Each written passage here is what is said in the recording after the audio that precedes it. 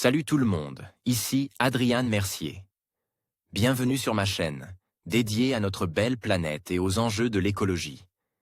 Si vous voulez en apprendre plus sur comment protéger notre environnement et adopter des gestes éco-responsables, pensez à vous abonner pour rester informé. Prêts à explorer ensemble? C'est parti.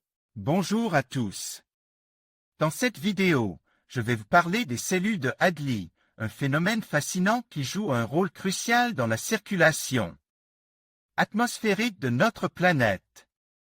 Nous allons explorer ce que sont ces cellules, comment elles se forment et leur impact sur le climat et les conditions météorologiques. Restez avec moi pour découvrir les secrets de ces courants d'air qui influencent notre quotidien. C'est parti! Les branches ascendantes de la circulation de Hadley partent de l'équateur et peuvent atteindre 16 km de haut. Elles sont générées par les hélices en bleu turquoise sur l'image.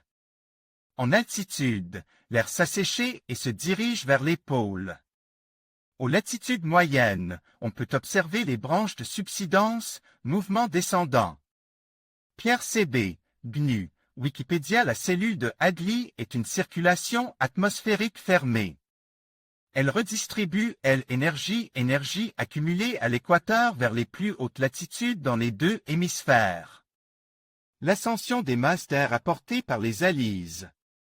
La circulation de Hadley intervient sur plusieurs kilomètres d'altitude. Dans les basses couches, proches de la surface, les hélices, des vents d'est, convergent vers l'équateur depuis les deux hémisphères. Ces vents, charges d'humidité, apportent de la chaleur à l'RR équatoriale. Par leur mouvement, ils procurent suffisamment d'énergie pour soulever l'air par convection-convection. Autour de 5 degrés de latitude, les masses d'air s'élèvent et atteignent la tropopause. Elles peuvent dépasser les 16 km de haut. Subsidence de l'air aux latitudes moyennes. En altitude, l'air tend à se diriger vers le nord dans l'hémisphère nord, et vers le sud dans l'hémisphère sud.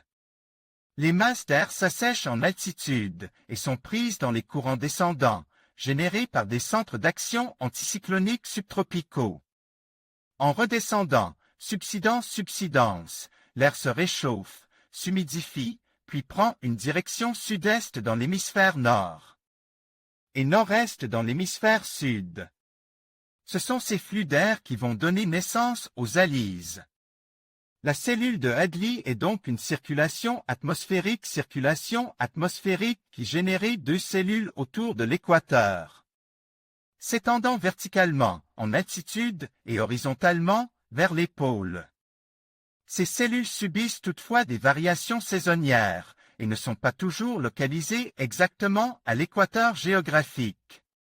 En conclusion, la cellule de Hadley joue un rôle essentiel dans la circulation atmosphérique et le climat des régions tropicales. En comprenant son fonctionnement, nous pouvons mieux appréhender les phénomènes météorologiques qui influencent notre quotidien. La dynamique de cette cellule, avec ses mouvements ascendants et descendants, contribue à la formation des hélices et des zones de haute pression, impactant ainsi la répartition des précipitations et des températures sur notre planète. En somme, la cellule de Hadley est un élément clé pour saisir les enjeux climatiques actuels et futurs. Merci de votre attention et à bientôt pour de nouvelles explorations scientifiques.